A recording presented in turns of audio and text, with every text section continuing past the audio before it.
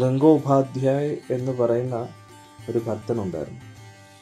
അദ്ദേഹം വഴിയിലൂടെ ഇങ്ങനെ പോവുകയാണ്. അന്നേരം അദ്ദേഹം ഇത്രയും ആൾക്കൂട്ടം കണ്ടിട്ട് ഇതിലൂടെ എന്തെങ്കിലും ആഘോഷമുണ്ടോ എന്ന് ചോദിച്ചതാണ്. അന്നേരം എല്ലാവരും പറഞ്ഞു ഇങ്ങനെ നിമായി പണ്ഡിതന്റെ സന്യാസം നടക്കുകയാണ്. അന്നേരം അദ്ദേഹം ഇങ്ങനെ കണ്ടുകൊണ്ടിരിക്കുകയാണ് എല്ലാ ലീലകളും. എന്തായിരിക്കും സന്യാസനാമം? ഇത്രയും നാളും ഭഗവാൻ അറിയപ്പെട്ടിരുന്നത് നിമായി പണ്ഡിതൻ എന്നാണ്.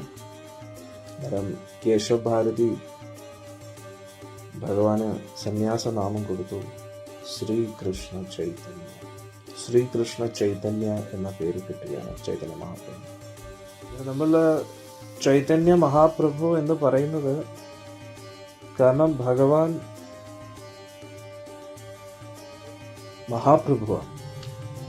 അതുകൊണ്ട് സർവോന്നതനായിട്ടുള്ള ഈശ്വരനായതുകൊണ്ട് മഹാപ്രഭു എന്ന് വിളിക്കുന്നു. പക്ഷെ യഥാർത്ഥത്തിൽ ഭഗവാന്റെ പേര് ശ്രീകൃഷ്ണ ചൈതന്യ.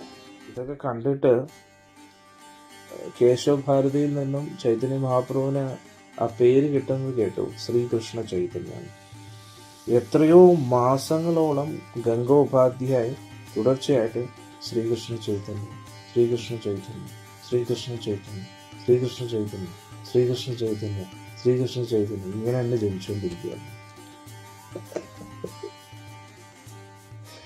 കാരണം ഭഗവാന്റെ ആ സന്യാസ ലീല കണ്ടിട്ട് ഗംഗോപാധ്യായ അതിലങ്ങ് മഗ്നനായിപ്പോയി.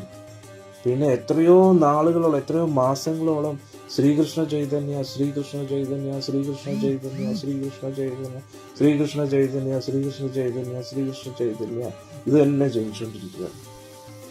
അതുകൊണ്ട് എല്ലാവരും പിന്നെ അദ്ദേഹത്തെ വിളിക്കാൻ തുടങ്ങി ചൈതന്യദാസ്.